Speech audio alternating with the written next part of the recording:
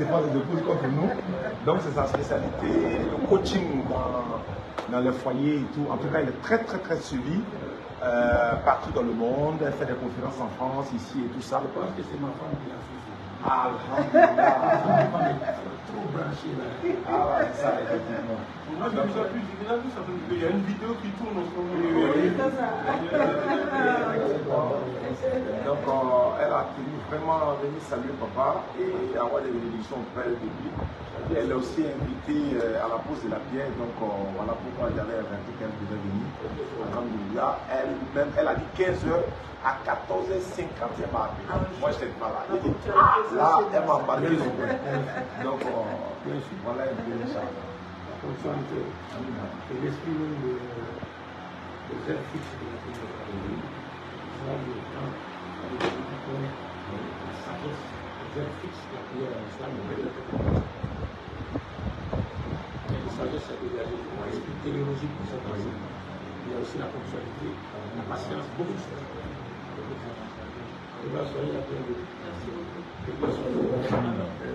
Nous implorons Allah pour qu'il mette tout ce que vous faites dans la balance de vos bonnes actions et il aura bonne création. Parce qu'aujourd'hui, nous savons, dans les réseaux sociaux, tous les coups sont permis.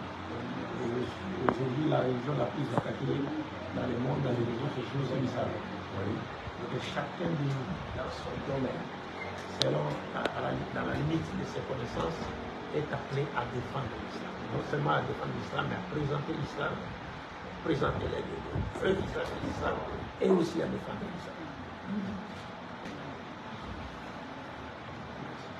Merci beaucoup. Soyez la bienvenue. On est confondus. Ouais. Effectivement. Si tu m'avais présenté la réunion qui est le docteur, elle a dit la parole que tu me dis alors. Ça, c'est mon frère Abdelmali. Alors, bienvenue. Il fut un ex-pasteur, un ex-pasteur converti à l'islam. De loin, on se ressemble. Nous ne sommes pas de la même famille. Ah ouais? Ouais.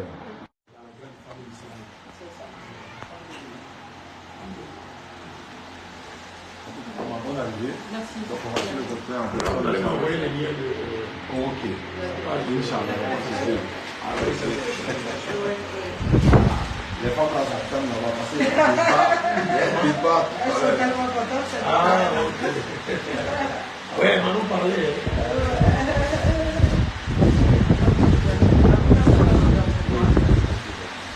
Voir le docteur physiquement. Virtuellement, nous le regardons sur les réseaux sociaux. Et c'est une fierté de montrer du doigt gauche, de l'index droit. Il fait partie de ma communauté, alhamdulillah.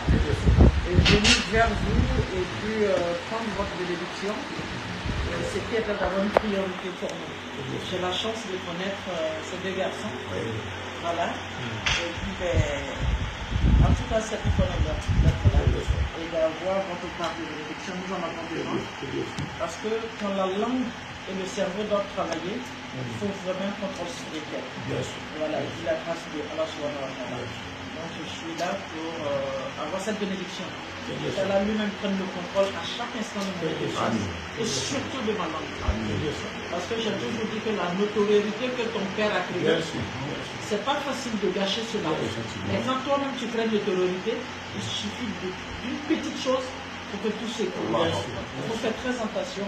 Dans le moment où on a une notoriété, il faut faire très attention à sa personne, à ce qu'on dit. Donc tu es contraint dans l'autodiscipline en permanence.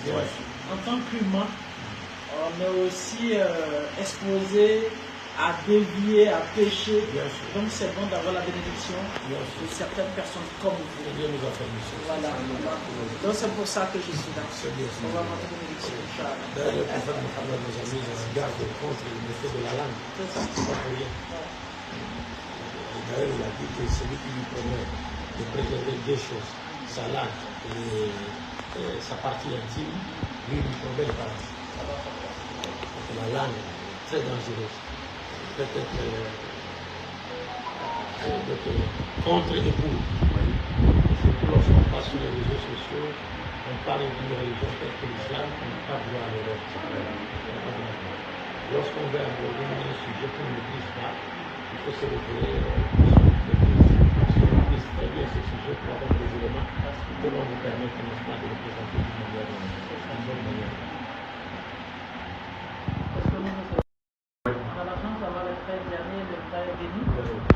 souvent, je l'appelle lui, c'est pas trop proche de lui. Il y a seulement avant-hier que je l'appelais, mais Béni, lui, on se voit tout le temps.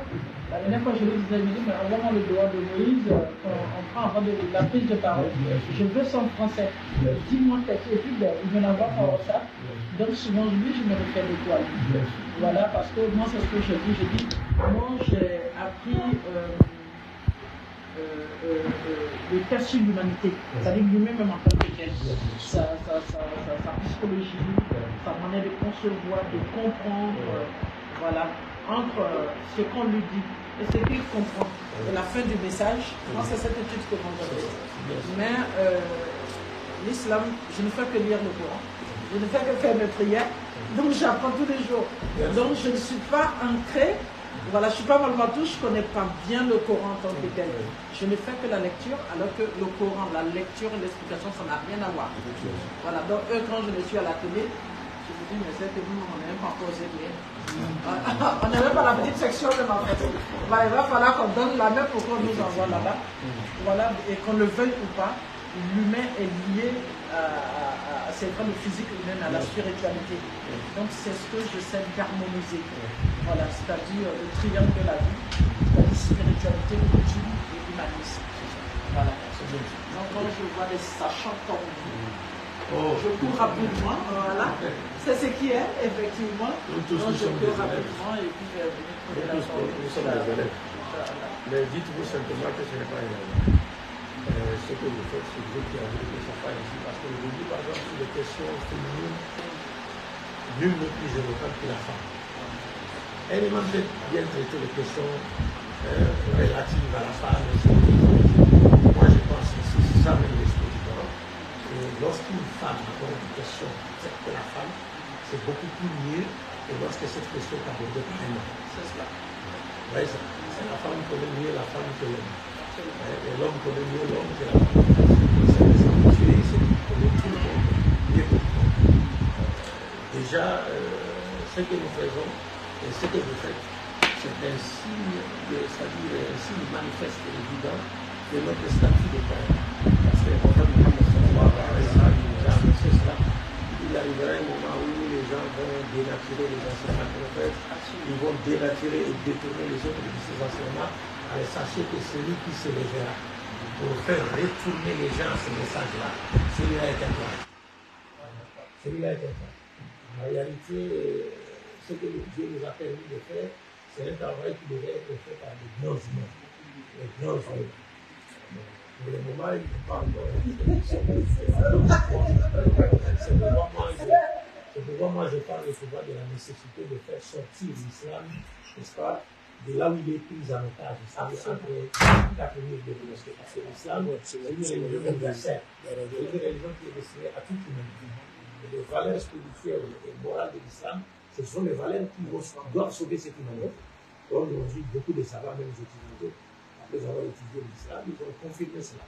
Mais malheureusement, il me semble que nous-mêmes, les musulmans, c'est comme si nous ne sommes pas conscients de ces valeurs-là que nous détenons et qui sont salvatrices pour toute l'humanité. Rien que ça. Aujourd'hui, je dis même à mes jeunes frères ici, aujourd'hui, nous n'avons même pas besoin de toucher à la Bible. On prêche, on touche à la Bible. Bien que cela n'est pas interdit dans l'islam, la légitimité de cette méthodologie est confirmée dans les textes du Coran et de la Sunna. Mais la profondeur des enseignements islamiques, la grandeur de la sagesse des enseignements islamiques, tels qu'ils ont été révélés dans le Saint-Coran, expliqués dans la Sunna du prophète Mohammed, sallallahu alayhi wa sallam, nous suffisent en tout cas pour ramener les gens, amener les gens à l'islam. Avec ça seulement, c'est fini, vous allez amener tout le monde à l'islam. Parce que tout ce qui constitue l'islam, tout ce qui fait partie de l'islam constitue un élément pour la conversion de l'islam. Aujourd'hui, même si une personne ne connaît pas bien l'islam, elle n'a pas une grande connaissance de l'islam, mais elle attend, elle écoute les imams parler, n'est-ce pas? Quand les imams enseignent les valeurs spirituelles et morales de l'islam, et que cette personne prend ces valeurs, elle les incarne dans sa vie, c'est-à-dire elle devient une incarnation pratique de ces valeurs-là, les non-musulmans qui sont à côté, il suffirait qu'ils observent la vie de ces musulmans, la façon dont ils mènent, la façon dont ils vivent avec les autres, les savoir-vivre à la lumière, les savoir-vivre qui est inspiré des enseignements du Saint-Coran et de la tradition prophète, aussitôt ils vont chercher à faire. embrasser l'islam. Aujourd'hui, l'Indonésie est considérée comme étant le plus grand pays musulman dans le monde. Et l'Indonésie s'est convertie. C'est à travers un seul enseignement du Coran. Le prophète a enseigné, il a interdit de tricher avec la balance. Et il dit, quand vous vendez des marchandises aux gens ou bien des aliments, je ne sais pas quoi, aux gens, faites de sorte que quand vous pesez ces choses-là dans votre balance, que votre poids soit un peu élevé, supérieur au poids normal. Parce que vous ne savez pas, peut-être que la personne a une balance chez elle, elle peut aller repéser encore chez elle, et si elle trouvait que le poids était moins que ce qu'elle espérait, elle peut penser que vous lui avez fait quoi? Escroquer. Alors donc les musulmans ont mis en pratique cet enseignement-là. Ils vendaient, ils dépassaient les poids qui étaient les poids voulus. Et qu'est-ce qu'on a remarqué par les gens? Ces gens, ils sont très bons. Quand on achète là-bas, on les vient repéser ici, on trouve que non, le poids est supérieur à ce qu'on faisait, quoi. Ce qu'on attendait. Et qui sont-ils? Ils les voyaient payer. Ils sont partis, ils ont commencé à poser des questions. On vous voit payer, qui êtes-vous? Et puis vous vendez des choses comme ça, comme ci. Et donc nous sommes musulmans, c'est notre religion qui nous demande de nous comporter. C'est ce qui a amené les gens à l'islam. Aujourd'hui, l'Indonésie est devenu le plus grand musulman, le plus grand pays musulman dans le monde à cause d'un seul enseignement de l'islam. Un seul enseignement. Il y a aujourd'hui des gens que lorsqu'ils entendent seulement la vanne, ils se convertissent.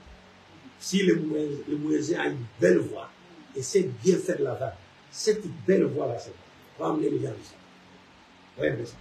Et puis encore, si la personne, si on disait, on traduisait à la personne le contenu de la vanne, c'est fini.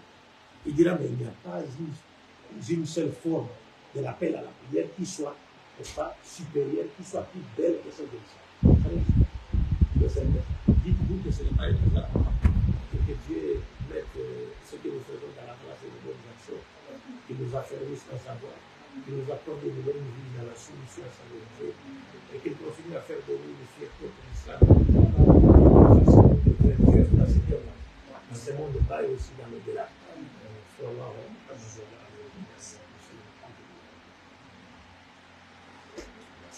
Merci docteur. Merci beaucoup. Merci docteur. Mais la maman, attention, hein. Le docteur ne voit pas, mais la maman fait un grand travail. Oui. Je n'ai pas encore regardé ce projet. La maman, en fait, elle touche un fléau qui touche la communauté actuelle. On avait traité ce sujet-là à notre dernière venue sur le vin, que les non-musulmans farouches passent par la femme pour attaquer l'islam, pour corrompre les mœurs de la femme.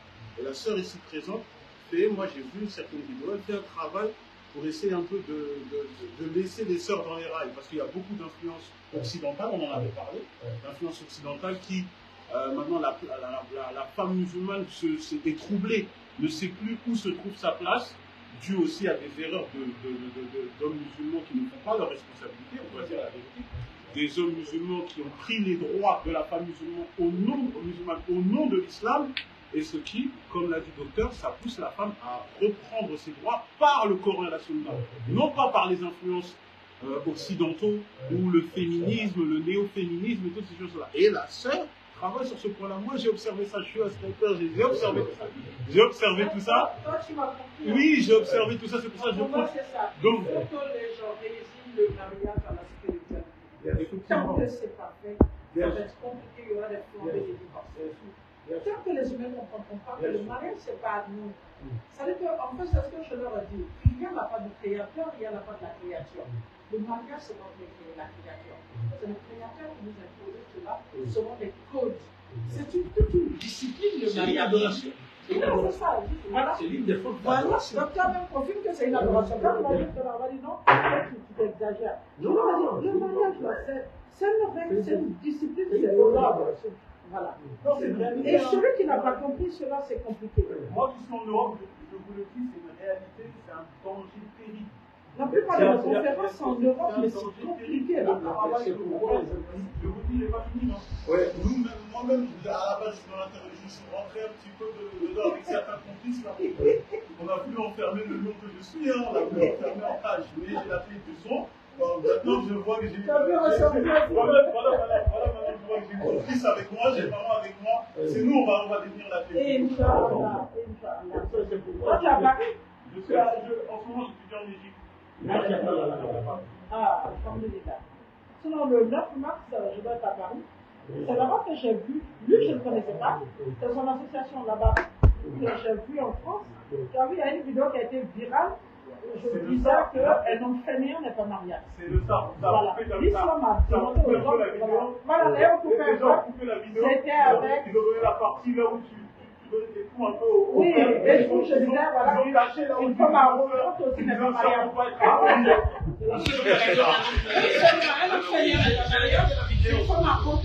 Mais la femme en police, ils ont caché ça. Ma soeur, la femme en police, ils ont caché ça. Pardon, je me mets à côté de toi. Faut que tu témoignes. Faut que tu témoignes. Faut que la maman témoigne. Parce qu'en France, ça fait des dégâts. Vous avez parlé des hommes incapables, mais vous avez aussi parlé des femmes incapables. Voilà. C'est très clair. Chacun a juste tiré le bras de son côté. Non, vous savez d'abord, vous savez c'était quoi?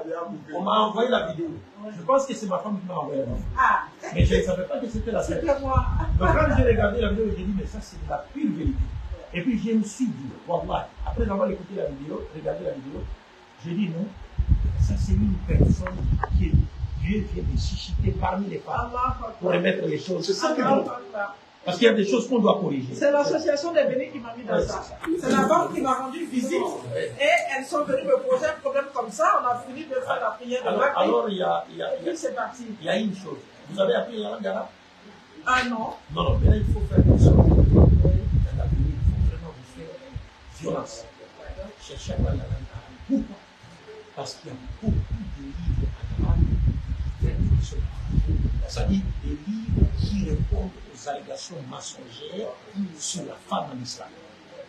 Des arguments logiques et irréfutables.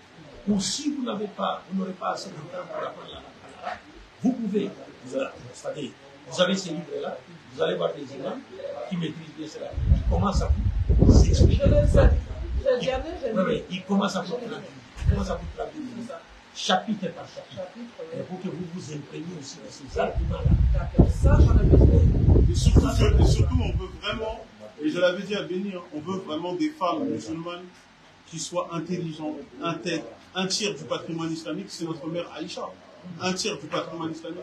Et on veut qu'on enlève ce cliché que certains veulent nous faire croire que les femmes pieuses, les femmes qui se préservent, c'est des femmes écervelées. On veut des femmes intelligentes, des femmes intègres. Qui participe à la participation. A été construite par une femme. Oui, la première université du monde musulman a été construite par une femme. Et l'Azhar même est venu après. C'est un Égypte que je vais voir ça avec Béni. Il faut que tu me trouves un endroit où j'irai à l'école. Je vais sacrifier une année. Allez faire ça. Une année, c'est pas un bon niveau. Vous êtes de quel pays, docteur? La RDC. J'ai été à RDC pour 2 conférences. Ah bon? Oui, et cette année, je pars en Lubumbashi. Oh, ça c'est la deuxième ville. Oui, c'est ça. L'année passée, j'ai été pour le Forum international des femmes. Et moi-même, j'ai été pour une conférence là-bas sur l'harmonie dans la vie de couple. Et puis maintenant, il y a des femmes en Lubumbashi qui m'ont demandé que c'est à Congo-Brazza. Mais ça me ferait plaisir d'avoir votre contact. Et quand j'arrive à Congo-Kinshasa, si vous êtes là, voilà, de passer vous voir. En tout cas, c'est un honneur. Merci. Donc, apprêtez-vous. Hein. Ouais. Si c'est compliqué, c'est vous deux qui allez cotiser pour que j'aille. Le trophée, oui, c'est vrai.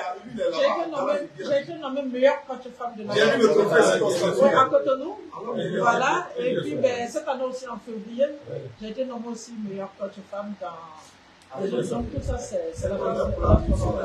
On peut être voilé et puis être un meilleur coach. Pas besoin d'être dénudé. Tu as vu, non? Ah ben, suivez mon regard. Vous êtes nommé meilleur coach, c'est-à-dire pour la promotion des valeurs positives de l'humanité. Exactement. Pas dans la propagation de l'immoralité. C'est pas quoi on se dit coach, mais on propage l'immoralité, on propage les péchés, et la dégradation morale. C'est ça.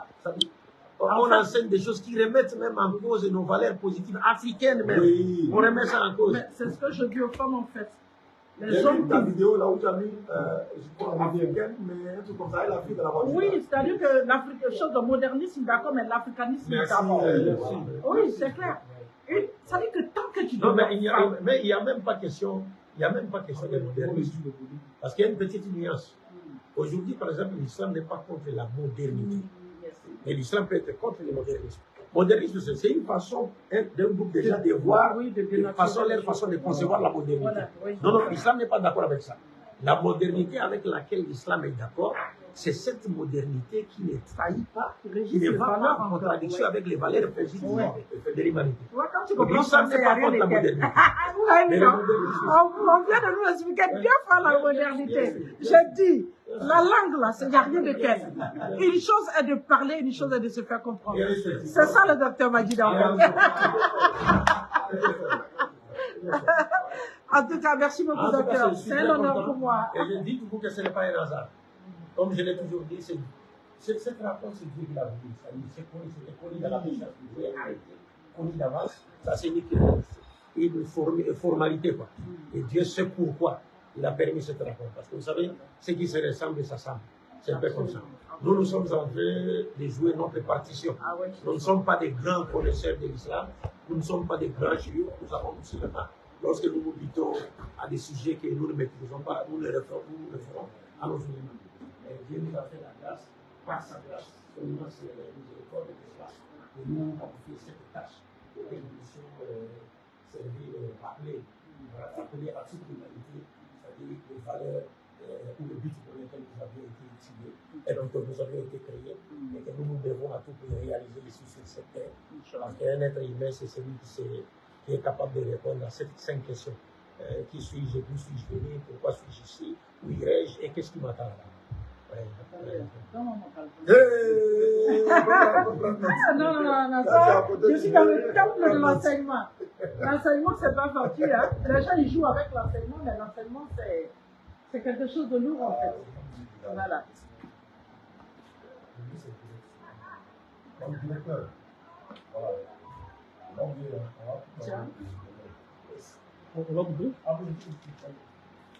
Docteur, vous avez dit ok, d'accord. Nous sommes venus. Qui sommes-nous? Nous sommes venus.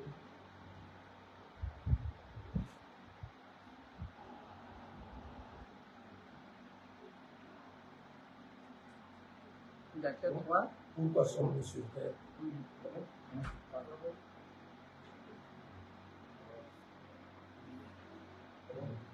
Cueillons-nous après la vie présente, après cette vie.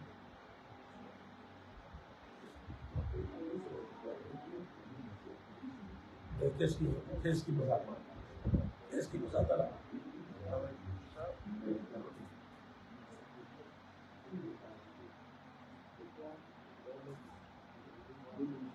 Parce que ce n'est pas en vrai que nous existons. Vous savez, il y a une question que Dieu a posée à tous les êtres humains dans le Saint-Coran.